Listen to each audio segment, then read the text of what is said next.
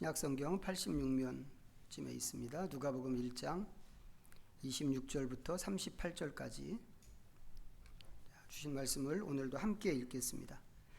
여섯째 달에 천사 가브리엘이 하나님의 보내심을 받아 갈릴리 나사렛이란 동네에 가서 다윗의 자손 요셉이라 하는 사람과 약혼한 처녀에게 이르니 그 처녀의 이름은 마리아라. 그에게 들어가 이르되 은혜를 받은 자여 평안할지어다. 주께서 너와 함께 하시도다 하니 처녀가 그 말을 듣고 놀라 이런 인사가 어찌함인가 생각하매 천사가 이르되 마리아여 무서워하지 말라. 내가 하나님께 은혜를 입었느니라. 보라 내가 잉태하여 아들을 낳으리니 그 이름을 예수라 하라. 그가 큰 자가 되고 지극히 높으신 이의 아들이라 일컬어질 것이요 주 하나님께서 그 조상 다윗의 왕위를 그에게 주시리니 영원히 야곱의 집을 왕으로 다스리실 것이며 그 나라가 무궁하리라.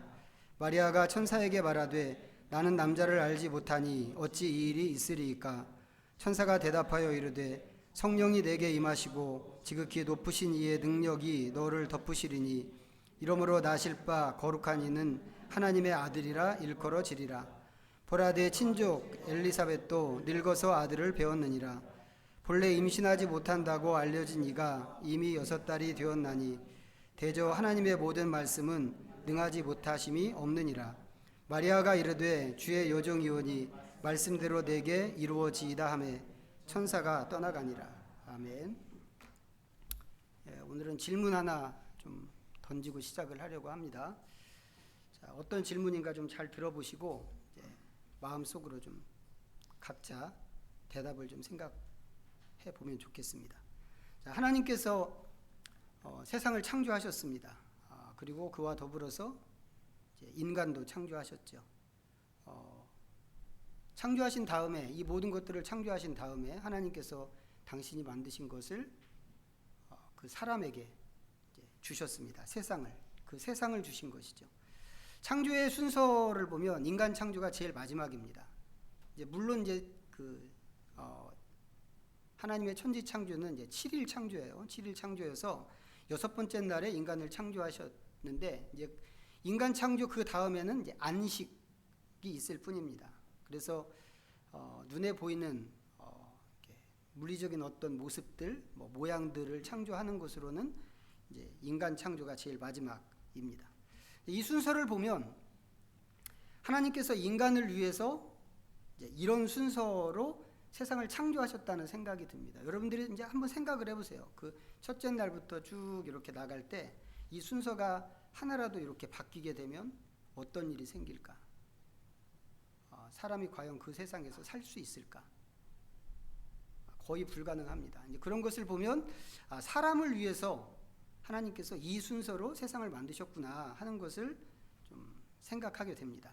그러니까 하나님께서 이 모든 것을 창조하시고 인간에게 주셨다고 하는 것이 어마어마한 것을 주셨다는 것이죠. 세상에 있는 모든 것을 다 주셨기 때문에 그렇습니다. 자, 이제 질문. 하나님이 인간을 만드신 다음에 이렇게 모든 것을 사람에게 선물로 주셨는데 하나님께서 사람에게 주신 선물 중에 가장 축복되면서 가장 위험한 선물, 그런 것이 있습니다. 뭘까요? 바로 자유입니다. 뭐라고요? 자유. 완전한 자유. 순수한 자유. 100%짜리 그런 자유. 뭐든지 네가 원하는 대로 네 마음대로 다 할 수 있어 라고 하는 그런 자유.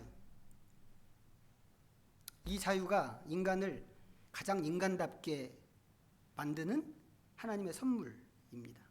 그런데 그 자유로 인간이 선악과를 따먹었죠. 이걸 보면 하나님께서 주신 이 자유라는 게 하나님의 말씀을 거역하는 것도 가능하게 하는 그런 자유였던 게 분명합니다. 근데 하나님이 그런 것을 사람에게 주셨습니다. 왜 주셨을까요? 이렇게 위험한 걸? 왜 주셨을까요? 전에도 한번 말씀드린 기억이 있는데 하나님이 사람에게서 진짜 받고 싶어 하는 것, 그것이 사랑이기 때문에 그렇습니다. 뭘 받고 싶다고요? 사랑을 받고 싶은 겁니다. 너무 당연합니다. 이거는 왜 당연한가? 하나님 자신이 사랑이기 때문에. 하나님은 사랑이시라. 하나님 자신이 사랑이시란 말이죠. 그러니까 하나님은 당연히 당신이 만드신 사람에게서도 사랑을 받고 싶은 것입니다. 그런데 뭐 사랑 얘기를 우리가 역사 속에서 늘 해왔잖아요. 우리 유행가 가사도 보면 거의 대부분 사랑 얘기인데 이 사랑이 다 똑같은 사랑이 아니잖아요. 어떤 노랫말 속에 나오는 어떤 사랑은 기꺼이 희생하는 사랑이 있지만 또 어떤 사랑은 원한을 품고 원수를 갚겠다고 하는 그런 사랑, 그런 것도 노랫말에 있습니다. 여러 가지 사랑이 있는 것 같아요. 우리가 말하는 사랑이라고 하는 게 그 중에 어떤 게 진짜일까? 이 모든 게 다 진짜 사랑일까? 진짜는 따로, 하나님께서 생각하시는 진짜 사랑은 따로 있습니다. 따로 있는데 이 진짜 사랑이라고 하는 것은 어떤 것이어야 하는가? 그것은 마음에서 우러나오는 것이어야 합니다. 그게 진짜입니다. 조금이라도, 아주 조금이라도, 먼지만큼이라도 억지로 하는 사랑이라고 한다면 그건 사랑이 아닙니다. 이미 그걸로 사랑이 아닙니다. 그런 사랑, 그렇게 억지가 아닌, 또 강제에 의해서 어쩔 수 없이 하는 그런 사랑이 아닌 진짜 자원하는 마음으로 자발적으로 하는 그런 사랑을 하나님이 받고 싶은데, 그런 사랑을 위해서는 완벽한 자유가 있어야 된다고 하는 것이죠. 저는 이 원리가 남녀 간의 사랑에서도 똑같이 통용될 수 있는 거라고 생각하거든요. 가끔 이제 뉴스 같은 데 보면 상대방이 싫다고 하는데도 막 억지로 어떻게 좀 해보려고 하는 그런 인류가 있죠. 그런 사람들이 있습니다. 그러다가 이제 크게 사고도 치고 그렇게 하는 게 있는데, 본인은 사랑하기 때문에, 그 사람을 사랑하기 때문에 그렇게 한다고 하겠지만 실제로는 욕정이죠. 욕정. 소유하고 싶다고 하는 그 욕심이 무슨 수를 써서라도 내 사람을 만들겠어 라고 하는 것이지, 그건 진짜 사랑이 아닙니다. 진짜 사랑은 그런 식으로 하지도 않을 뿐만 아니라 그렇게 해서 얻은 사랑 없는, 그러니까 마음 없는 사랑에 만족할 수도 없습니다. 진짜 사랑은. 하나님도 그런 차원에서 스스로 결정하는 사랑을 원하셨고, 그 하나님의 바람이 사람을 만드실 때 완전한 자유로 행동하는 그런 사람을 만드신 것입니다. 그런데 위험하죠. 위험합니다. 이 자유를 갖고 이 사람이 어디로 튈지 모르니까 굉장히 위험합니다. 그럼에도 불구하고 인간에게 이렇게 완벽한 사랑, 자유를 주신 것을 생각하면 이 자유와 사랑이라고 하는 게 하나님과 인간의 이 관계에 있어서 얼마나 본질적인 문제인가 하는 것을 알 수 있습니다. 자, 그런데 말씀드린 것처럼 이런 자유를 선물로 받은 인간이 그것으로 하나님을 배반했습니다. 하나님의 관계가 끊어졌죠. 인간은 더 이상 하나님과 상관없는 그런 존재가 되어버렸습니다. 하나님은 생명을 주시는 하나님이시잖아요. 흙으로 사람을 빚어서 만들고는 생기를 불어넣으셔서 비로소 사람이 생명이 되게 하신 하나님이신 것을 보면 생명을 주시는 하나님이십니다. 하나님에게서, 사람뿐만 아니라 모든 것이 하나님에게서 생명을 얻습니다. 그러니까 하나님을 떠난 인간은 그것으로 이미 죽은 인생입니다. 이 열매를 따먹으면 정령 죽으리라고 말씀하신 게 그런 뜻이죠. 하나님을 떠난 인간은 꺾인 꽃에 불과하다고 하는 것입니다. 살아있는 것처럼 보이지만 실상은 죽은 거다라고 하는 거죠. 자, 그 인간을 하나님께서 구원하시기로 하셨습니다. 이제 지난주 설교에서 우리를 위한 하나님의 계획에 대해서 이제 말씀을 드렸어요. 그 하나님의 세우신 계획과 그것을 이루어 가시는 이 전체 과정을 하나님의 경륜, 구원하시는 하나님의 경륜이라고 하는데, 계획부터 완성까지 이 모든 과정을 다 총칭해서 하는 뜻하는 그런 말입니다. 하나님의 경륜이라고 하는 것. 처음에 하나님께서 아담과 하와를 만드시면서 가지셨던 생각은 이 사람들이 삼위일체 하나님을 잘 알고 잘 자라서 그 하나님과 완전한 연합을 이루는 것이었습니다. 이게 사람을 만드신 하나님의 원래 계획이었습니다. 그런데 인간의 반역으로 이 계획이 깨뜨려져 버렸단 말이죠. 하나님께서 바라신 것은 인간이 하나님과 연합되는 것인데 오히려 인간과 하나님의 관계가 단절되어 버렸고 인간은 사탄에게 사로잡혀 버렸습니다. 자, 그 사람을 사탄에게서 구해내고 이 끊어진 하나님과의 관계를 원래 모습, 원래 하나님이 계획하셨던 원래 모습으로 복원시키려고 하면 값을 지불해야 됩니다. 죗값을 지불해야 되는데 마치 인질로 잡혀있는 사람을 건져내기 위해서 몸값을 내는 것 같은 그런 것처럼 값을 지불해야 하는데 하나님께서는 당신의 아들의 죽음으로 그 값을 치르기로 하셨습니다. 자, 그렇지만 목표는 똑같습니다. 어떤 목표? 그렇게 구원해서 이 사람들을 어떻게 할까라고 할 때 그 사람들로 하여금 하나님을 깊이 알고 하나님과 연합해서 삼위 하나님과 온전한 사귐을 이루게 하는 것, 그게 목표입니다. 자, 오늘 읽은 복음서 말씀, 자, 이 말씀은 그 일이 하나님께서 계획하셨던 그 일이 본격적으로 시작되는 그 이야기입니다. 메시아의 수태고지. 자, 지난주에는 세례 요한의 수태고지였죠. 세례 요한은 메시아가 오시는 길을 준비하는 사람인데 앞잡이 역할을 하는 그 사람이 태어난다라고 하는 이제 고지였고 오늘은 이제 드디어 주인공이 오신다고 하는 이제 그런 고지입니다. 자, 이거 전부 하나님의 구원 경륜이라고 그랬습니다. 하나님께서 계획하신 구원 경륜인데 자, 이 과정에서 우리가 오늘 이 장면만 볼 때 우리가 기억할 것 한 가지가 있습니다. 뭔가 하면 하나님의 이 구원 경륜 과정에서 사람을 필요로 한다고 하는 것입니다. 사람을 필요로 한다. 전능하신 하나님이시잖아요. 전능하신 하나님께서 당신의 계획을 이루기 위해서 이 일을 진행시키시는데 그 과정에서 사람을 필요로 한다. 사람 없어도 하나님은 이 일 할 수 있지 않겠어요?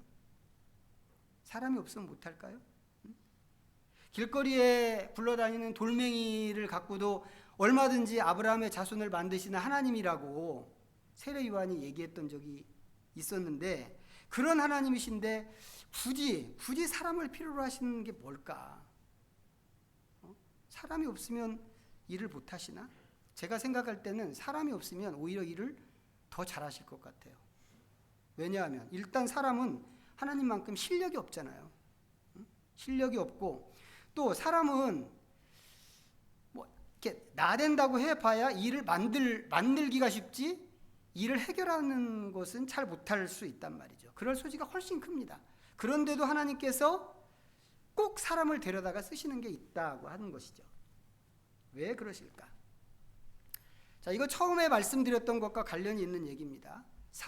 사람과 사랑이 담긴 인격적인 교제를 원하시는 하나님께서 이 일을 하는데도 사람과 상호작용을 하고 싶어 하신다는 것입니다.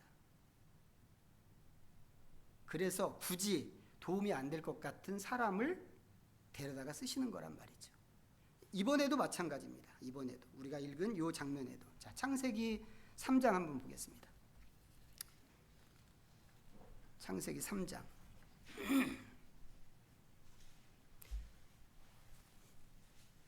15절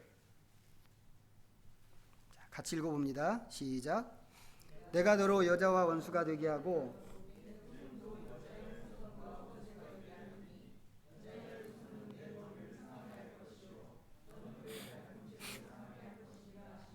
자, 이 말씀이 이제 보통 원시복음이라고 하는 말씀이거든요. 성경에 나오는 최초의 메시아 예언 구절입니다. 뱀의 후손과 원수가 되고 뱀의 머리를 깨뜨려서 상하게 할 여자의 후손이 있을 거다 라고 하는 그런 예언입니다. 자, 한 군데 더 마태복음 1장으로 가보겠습니다.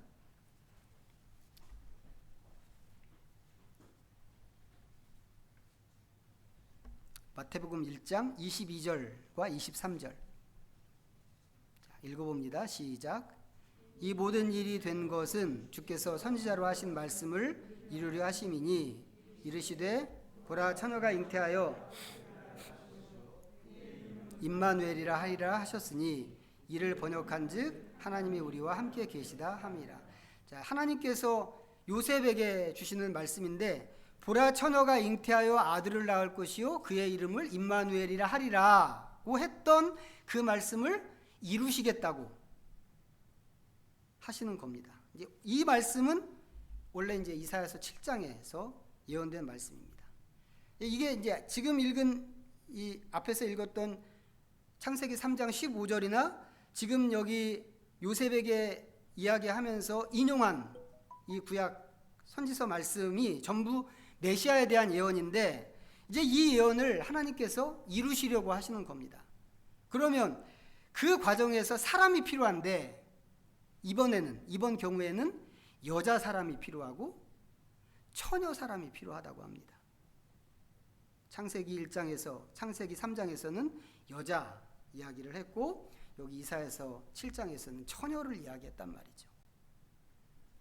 여자 사람이 있어야 되고 처녀 사람이 있어야만 이 예언이 성취될 수 있는 겁니다. 그래서 다시 이제 오늘 원래 본문으로 돌아가서 보면 가브리엘 천사가 나사렛에 사는 요셉이라고 하는 사람과 약혼한 마리아를 찾아간 것입니다. 통상적으로 이제 보면 그 당시 이 1세기 예수님의 태어나시던 이 1세기 무렵 그 당시에 결혼 문화를 생각할 때 이때 마리아의 나이가 한 12살이나 한 15살 정도 되었을 거라고 합니다. 그렇게 아기가 무슨 시집을 가 싶지만 우리나라도 예전에는 그랬죠. 그런 때가 있었습니다. 저희 할머니는 16세 저희 아버지를 낳으셨다고 그래요. 저희 장모님도 16세 또 큰 아드님을 낳으셨다고 합니다. 지금은 16 그러면 뭐 아기처럼 보이고 아무것도 모르는 것처럼 보이지만 옛날에 우리 어른들은 다 그 나이에 시집 보냈단 말이죠. 그러면 그 아기가 시집 가서 이렇게 조그만 어린 색시가 시집 가갖고는 아기 낳고 그 아기를 또 소중하게 기르고 잘 살았습니다. 지금하고는 다른 거죠. 지금하고는 생각하는 것도 다르고 사는 방식도 달랐던 것입니다. 마리아도 아마 그런 문화에서 이미 시집 가기로 다 정해놓은 그런 상태입니다. 그런 마리아에게 천사가 가서 인사를 하고 소식을 전한다고 하는 게 이제 오늘 읽은 이 단락의 스토리입니다. 그런데 이 말씀을 가만히 보면 거의가 천사가 하는 얘기로 되어 있죠. 물론 마리아도 대꾸를 합니다. 대꾸를 하는데 딱 3줄, 마리아의 대꾸는 딱 3줄이에요. 29절, 34절, 38절 이렇게 3줄입니다. 그런데 그 중에서도 29절은 말이 아니고 생각입니다. 그러니까 마리아가 입 벌려서 소리나는 말로 이야기한 것은 34절과 38절 딱 2절밖에 없습니다. 이제 천사가 와서 자기가 왜 찾아왔는지 이유를 밝히고 소식을 전했습니다. 너가 하나님의 은혜를 받아서 이제 아기를 갖게 될 것인데 때가 되면 그 아기를 낳고 이제 아들을 낳을 것이다. 이제 이런 이야기입니다. 그러자 마리아가 묻습니다. 나는 남자를 알지 못하는데 어찌 이런 일이 있겠습니까? 어떤 영어 성경에는 나는 처녀인데요. 이렇게 번역을 해놨더라고요. 마리아가 물어본 게 뭘까요? 나는 남자를 알지 못하니 어찌 이 일이 있으리까? 뭘 물어본 걸까요? 남자 경험 없는 처녀가 어떻게 아기를 낳습니까? 이런 뜻일까요? 생물학적으로 이거 불가능한 일 아닙니까? 이런 얘기일까요? 저는 사실 오랫동안 그렇게 생각을 했습니다. 처녀는 아기를 낳을 수 없다 라고 하는 그 상식 때문에 남자 없이 어떻게 아기를 가질 수 있겠는가 라고 물어본 것으로 그렇게 생각해 왔습니다. 그리고 이 말씀을 읽을 때 대부분의 사람들이 그렇게 읽지 않을까 싶습니다. 그런데 우리가 이 문장을 그런 관점으로만 주로 생각하는데 이유가 있습니다. 어쩌면 우리가 현대 문물의 영향을 너무 크게 받아서 그럴지도 모르겠다고 하는 것입니다. 지금은 과학이 주인인 세상이잖아요. 우리 자신이 과학 문명의 혜택을 무진장 받고 있단 말이죠. 거의 하나에서 10가지 이 과학 문명의 혜택에서 벗어날 수가 없습니다. 그리고 우리는 학교 교육을 통해서 그런 관점을 또 배워왔습니다. 그러다 보니까 나도 모르게 삶에서 일어나는 대부분의 문제를 어디 가서 물어보느냐면 과학한테 가서 물어보는 그런 게 우리한테 있습니다. 지금 이 문제도 이게 과학적으로 말이 되는가? 말이 되는 얘기인가? 라고 먼저 생각한단 말이죠. 그렇게 과학에게 가서 물어보는 게 지금은 이게 상식이고 지혜고 삶의 원리인 세상이란 말이죠. 그래서 저는 내가 그러니까 마리아도 그렇게 질문했을 거라고 저는 그렇게 생각했습니다. 그런데 마리아가 말하는 게 어쩌면 그게 아닐 수도 있겠다는 생각을 이번에 조금 해봤습니다. 이런 거죠. 처녀가 아기를 낳는다고? 처녀가 아기 낳으면 안 되는 거잖아. 이겁니다. 왜 안 되는 일일까요? 물론 말씀드린 것처럼 이거 뭐 상식에 맞지 않는 일이고 자연스럽지도 않기 때문에 안 되는 일입니다. 그런데 무엇보다도 사회적으로 이게 용납되는 일이 아니기 때문에 처녀가 아기 낳으면 안 된단 말이죠. 안 됩니다. 우리 옛말에 처녀가 애를 낳아도 할 말이 있다. 이런 얘기 아시나요? 그런 얘기가 있었습니다. 그러니까 뭐 잘못이나 실수를 해도 변명할 말은 있게 마련이다. 뭐 이제 그런 뜻으로 하는 말인데 그 이면에 있는 의미 중에는 그런 일이 있으면 안 돼라고 하는 그런 뜻도 있습니다. 왜 변명을 해요?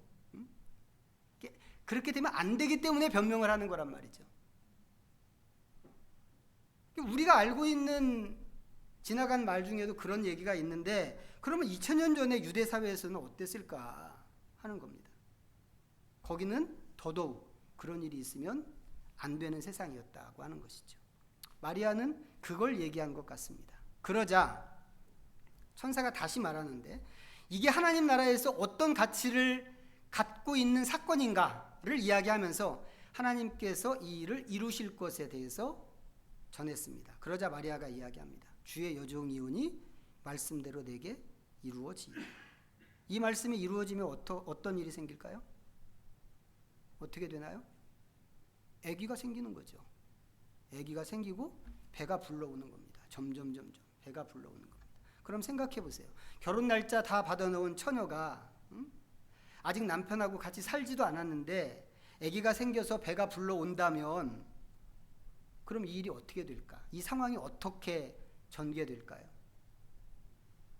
그걸 보는 이 약혼자는 뭐라고 할까요?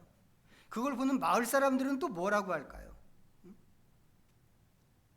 유대인들이라면 갓난 아기 때부터 배우고 암송하는 게 모세율법이거든요. 그때는 이제 책이 희귀한 때였단 말이죠. 뭐 구텐베르크의 이런 활자 이런 거 발견하기 이전에는 책이 너무너무 희귀한 것이기 때문에 책을 함부로 가질 수도 없었어요. 성경이 있지만 성경도 동네에 그냥 한 권, 두루마리 하나 정도 있는 거지 지금 우리처럼 이렇게 막 통째로 들고 다니고 이런 거 없었단 말이죠. 그래서 그때는 거의가 그냥 암송이었습니다. 암송. 그러면 마리아도 처녀가 아기를 뵌다고 하는 것이 율법적으로 얼마나 위험한 일인가를 알았겠죠. 그리고 요셉의 경우를 보면 요셉은 이 사실을 알았을 때 이 혼인을 깨뜨리겠다고 생각을 했습니다. 결혼을 앞두고 있는 마리아가 이런 거 생각하지 않았겠어요? 너무 어려서 이거 생각 못했을까요? 어린 게 아니라니까요. 그 당시에는. 그런데도 마리아가 이 일을 받아들였습니다. 이게 무슨 뜻일까요? 주의 여종이오니 말씀대로 내게 이루어지이다. 이거 복잡한 얘기가 아니잖아요. 그냥 말 그대로 나는 주님의 종입니다. 그리고 하나님은 나의 주인이십니다. 그러니까 주님이 원하시는 주님의 뜻대로 하십시오. 이겁니다. 제가 생각하고 싶은 것은 뭐냐면 사람이 어떻게 하면 이렇게 할 수 있을까 하는 겁니다. 무엇보다도 이 일이 이루어지면 그것과 맞물려서 그 다음에 따라오게 될 일이라는 게 있단 말이죠. 결혼은 깨지고 온 동네 사람들이 몰려와서 돌을 던질 수도 있는데, 돌을 던지지 않는다고 하더라도 사람들이 보는 대로 수군거리겠죠. 아니, 나이도 어린 것이 어떻게 그렇게 부뚜막에 먼저 올라갈 생각을 했지? 라고 하면서 흉악하다고 할 것이고, 마리아가 지나가기만 하면, 저 멀리에서 보이기만 하면 야야 쟤 저기 지나간다 뭐 이러면서 수군거릴 게 분명합니다. 그런 일이 생기면 얘는 더 이상 여기서 살 수가 없습니다. 옆 동네로 이사 가면 될까요? 발 없는 말이 천리 간다고 그러잖아요. 살 수가 없습니다. 옛날에는 15세 되면 나라도 구하던 그런 때였단 말이죠. 이 친구가 어려서 뭘 몰라서 지금 이렇게 이야기한 게 아닙니다. 마리아가 틀림없이 그런 것을 생각했을 것 같습니다. 그런데 지금 이 순간에는 하나님의 말씀에 자기를 순복시키기로 했다고 하는 것이죠. 더 놀라운 것은 뭐냐면 이 결정이 억압이나 강제에 의해서 된 것이 아니고 마리아 스스로 이것을 결정했다고 하는 것입니다. 처음에 말씀드렸던 하나님이 주신 그 자유를 어디에 쓸까라고 할 때 마리아는 자기를 하나님 뜻에 이렇게 드리는데 자유를 쓰겠다고 결정한 것입니다. 제가 궁금한 것은 사람이 어떻게 하면 이렇게까지 할 수 있을까 하는 것입니다. 어떻게 훈련하고 어떻게 연습하면 자유를 이렇게 쓸 수 있을까? 지금도 마찬가지죠. 우리는 자유로운 인생이잖아요. 그 자유를 갖고 선행을 행할 수도 있고 죄를 지을 수도 있습니다. 그 내 마음이죠. 근데 그 자유, 얼마든지 내 마음대로 쓸 수 있는 그 자유를 갖고 어떻게 딴짓 안 하고 이렇게 쓸 수 있겠느냐 말이죠. 아담과 하와는 그 자유로 선악과 따먹는 데 썼는데, 하나님께서 인간에게 완전한 자유를 주셨다고 했는데 자유를 주신 하나님께서 보고 싶으셨던 것이 바로 이런 거 아니었을까 하는 것입니다. 마리아는 그것을 잘 해냈고 결국은 그렇게 했기 때문에 하나님의 경륜을 이루는 일에 참여할 수 있었던 거죠. 부럽지 않으세요? 어떠세요? 부럽지 않으세요? 야, 저거 내가 먼저 했어야 되는데 이런 생각 안 드세요? 나이도 어린 것한테 이걸 뺏겼네. 억울하지 않습니까? 저는 우리가 이런 것 좀 부러워하고 이런 것 좀 탐냈으면 좋겠습니다. 야, 나도 좀 저렇게 하고 싶은데, 나도 내 자유를 하나님을 위해서 저렇게 쓰고 싶은데, 이런 마음이 간절하면 기도할 수 있겠죠. 기도해야 됩니다. 엉뚱한 거 붙잡고 기도할 것이 아니라 이런 거 기도해야 된단 말이죠. 마리아의 이런 영성, 이 훌륭함, 하나님에 대한 이 헌신, 믿음, 하나님 나도 이런 것 좀 갖게 해주십시오. 기도할 수 있으면 좋겠습니다. 물론 이런 기도를 할 건지 말 건지 그것도 우리가 가진 자유의사로 결정하는 일이지만 우리에게 주어진 자유를 그렇게 하나님과 하나님의 나라를 위해서 사용하는데 욕심을 부리는 우리 믿음의 식구들이 다 되시기를 바랍니다. 기도하겠습니다. 우리 시간 잠시 주신 말씀 좀 다시 한번 생각하면서 하나님 앞에 묵상으로 나갑니다.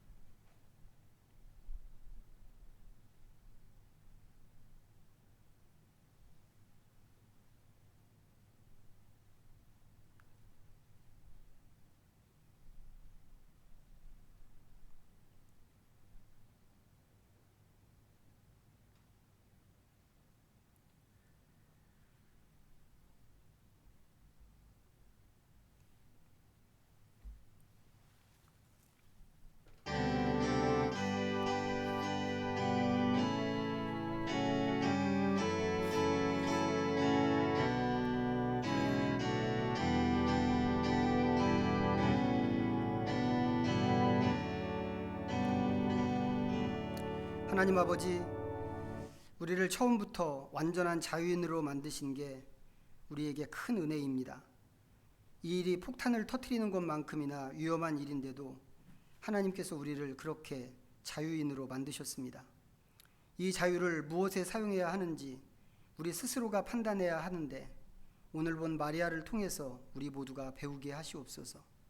마리아의 영성과 그 훌륭함을 우리도 갖게 하시고 하나님을 향한 그 순전함도 우리의 삶과 인격이 되게 하여 주옵소서. 그래서 우리의 모든 결정과 선택이 하나님의 말씀과 뜻을 이루는 통로가 되게 하시고 무엇이든지 우리와 함께하기를 원하시는 하나님의 마음에 만족이 되게 하여 주옵소서. 예수님의 이름으로 기도하옵나이다. 아멘. 모두 자리에서 일어나